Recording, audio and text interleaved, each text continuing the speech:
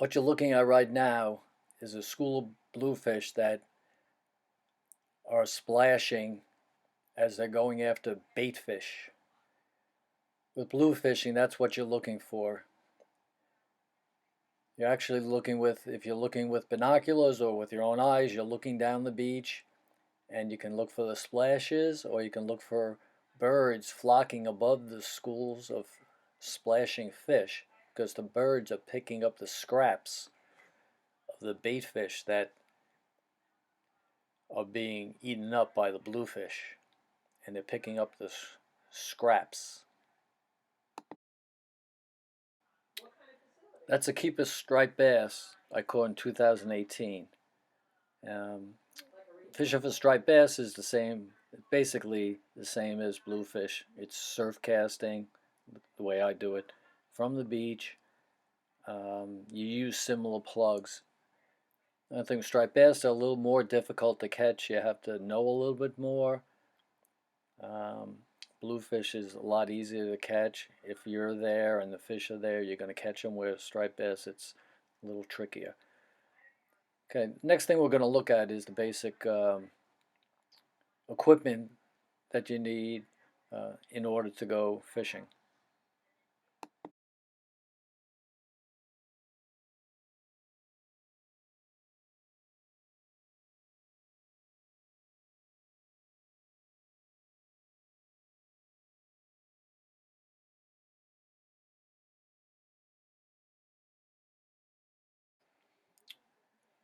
This is a video I took April 20th down at Smith Point, Long Island, and that's the ocean in the back there. In front of me would be the bay.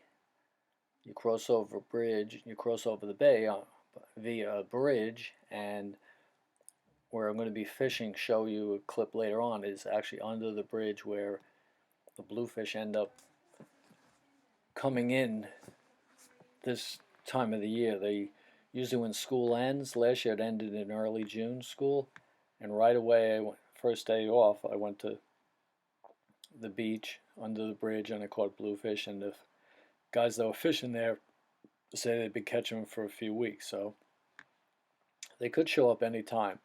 It's based on the water temperature when they're going to show up. And it has been a warm winter, so they could get here earlier. Right here in the video, what happened was it was so windy, the sound, you couldn't even hear what I was saying.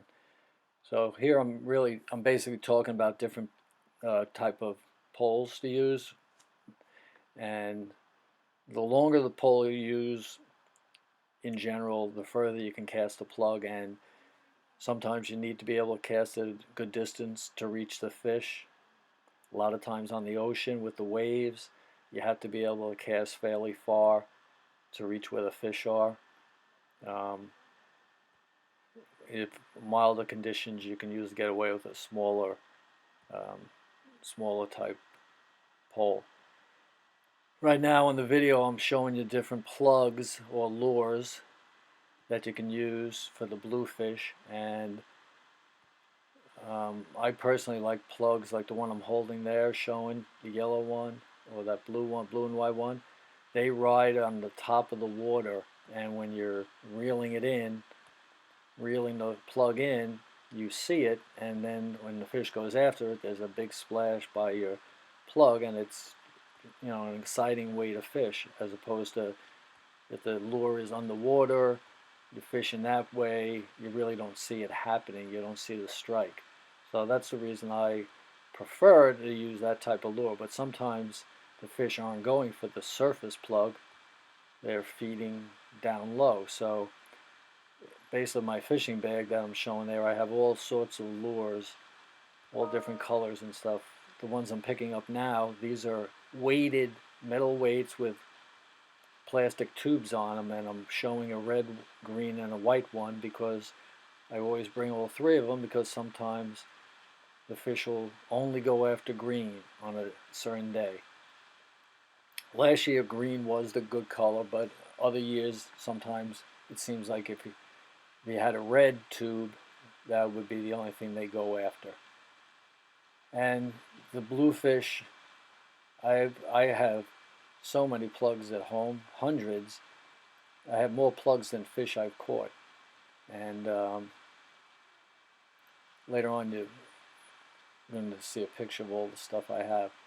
But you need a lot of variety, and you try to take as many different type things with you. Right now, I'm showing a leader, and that's a heavy monofilament, or it could be wire, a leader. And what that does, that attaches to your main line. And the reason to use a leader is, one, bluefish, for instance, they have sharp teeth. So if you just had a plug on there and the fish went after the plug and missed the plug, it might get your line and bite right through the line. So with a leader that's much heavier, they wouldn't be able to really bite through it as easily. And another reason for using a leader is that you can switch from one plug to another very easily as you clip the plug onto the leader, onto the bottom end of the leader. If you just tie a lure directly on to your line, you would have to cut the line and then retie another knot and put the new plug on. It's just much more difficult. So it's just really for convenience to change plugs. I feel it's the main reason to have the leader, use a leader. And but it's also with bluefish, you kind of want a leader so they don't bite through your line. You know, if you go blue fishing and you catch a fish, you have to be very careful removing the hook from the mouth of the fish, because they will. It's happened to me. I had a fish chopped down on my finger, and you know, I was left. You know, it was very bloody. But you really should use pliers to try to get the hook out. And there's different type of hooks. There's treble hooks. Treble meaning three, that have three hooks on the one hook, three barbs. And there's single hook lures, and you lose more fish using a single hook, but it's also much easier to release the fish after you catch them. And usually striped bass, the ones you catch, you have to throw them back because they have to be at least 28 inches, or you have to throw them back. So you want to be able to get the fish off the hook and back in the water as quick as you can so the fish doesn't die. You can't keep the fish out of water too long or it will die. Bluefish, you can keep any size. They're not really great eating, so I never keep the bluefish unless I can't get the hook out and the fish dies, and then I don't want it to go home, you know, die for nothing. Right now I'm showing you hip boots. Those in calmer waters, you can wear hip boots to stay dry. Going on the ocean, those are chest waders, and that's what I almost always use. I use those even if it's usually not rough conditions, just because I don't feel like getting wet. But I've seen people fish in the summer and spring when it's really warm. They put sneakers on, they're wearing shorts, and that's fine too. You know, it's just a preference when it's warm weather what you want to do. So that's some basics of fishing.